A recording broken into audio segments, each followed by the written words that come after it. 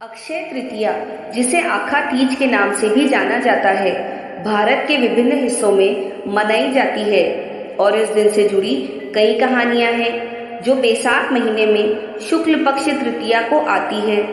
संस्कृत में अक्षय शब्द का अर्थ है अंतहीन या हमेशा के लिए और इसीलिए अक्षय तृतीया को सौभाग्य लाने वाला माना जाता है।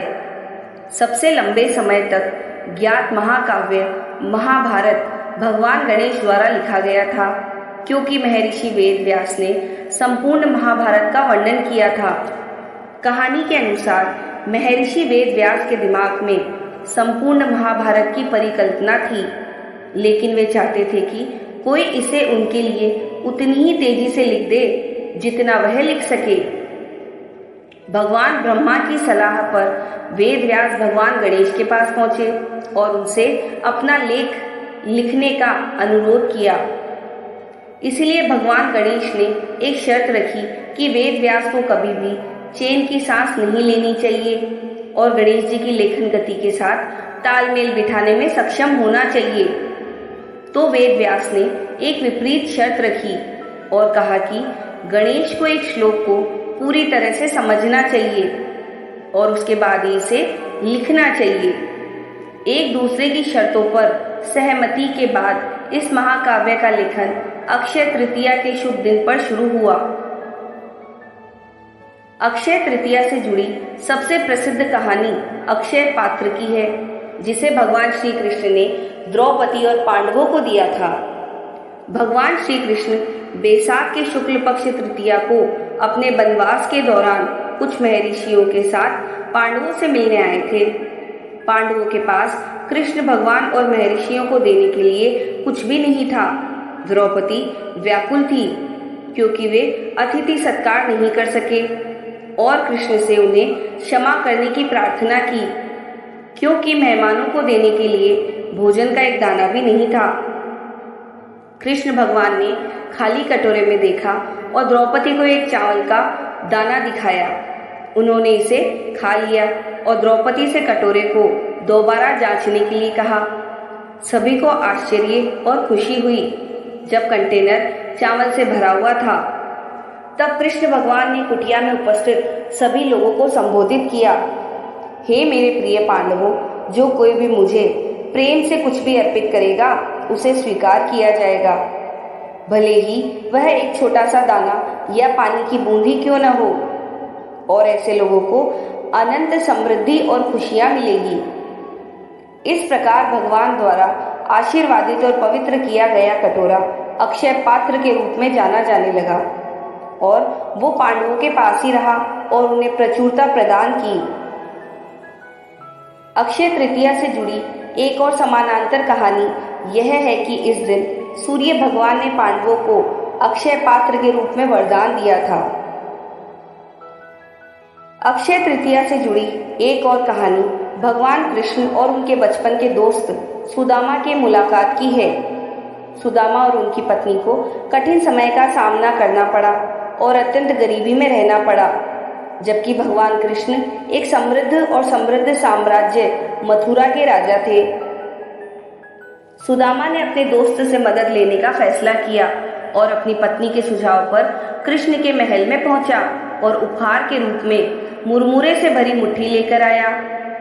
दयालु और परोपकारी कृष्ण सुदामा के साथ प्रेम पूर्वक और बहुत सम्मान के साथ व्यवहार करते थे, जो कि एक राजा के लिए उपयुक्त था।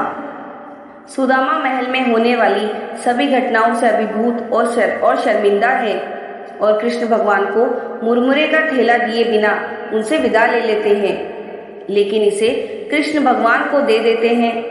जब कृष्ण भगवान सुदामा को अपने पसंदीदा मुरमुरे की याद दिलाते हैं।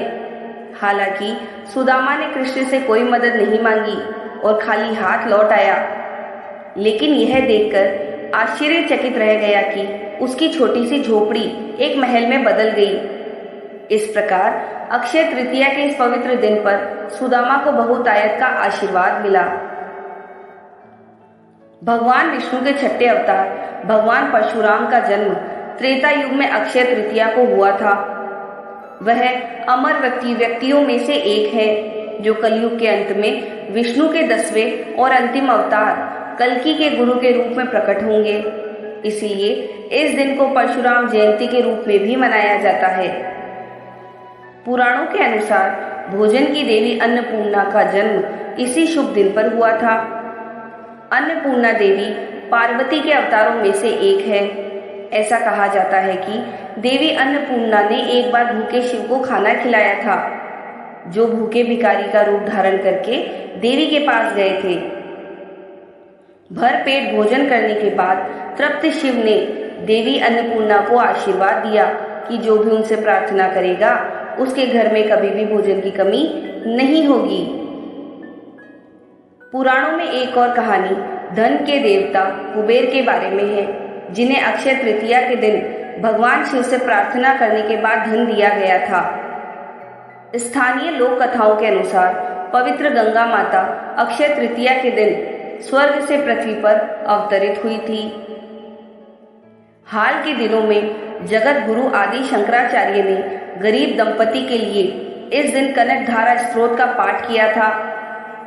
जब आदि शंकराचार्य ने इस गरीब घर का दौरा किया तो गरीब दंपति के पास कुछ आंवले के अलावा देने के लिए नहीं था, जिसे उन्होंने बहुत प्यार और भक्ति के साथ पेश किया। इस जोड़े को ढेर सारी खुशियां और समृद्धि का आशीर्वाद मिला। हमारे वेदों और पुराणों में अक्षय तृतीया के महत्व के साथ और भी कई खूबसूरत कहानियां जुड़ी हुई है। खगोलीय दृष्टि से अक्षय तृतीया के दिन सूर्य और चंद्रमा सबसे अधिक दीप्तिमान होते हैं। ज्योतिषीय दृष्टि से वे किसी भी हानिकारक प्रभाव से रहित सबसे अच्छी स्थिति में होते हैं। इसलिए इस दिन मुहूर्त चुनने की कोई आवश्यकता नहीं है, क्योंकि पूरा दिन ही शुभ होता है और नई शुरुआत, नई चीजें खरीदने और निवेश के लिए उपयुक्त है।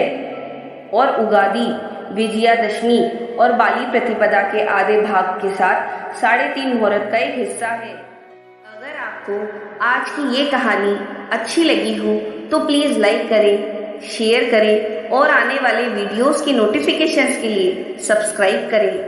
धन्यवाद।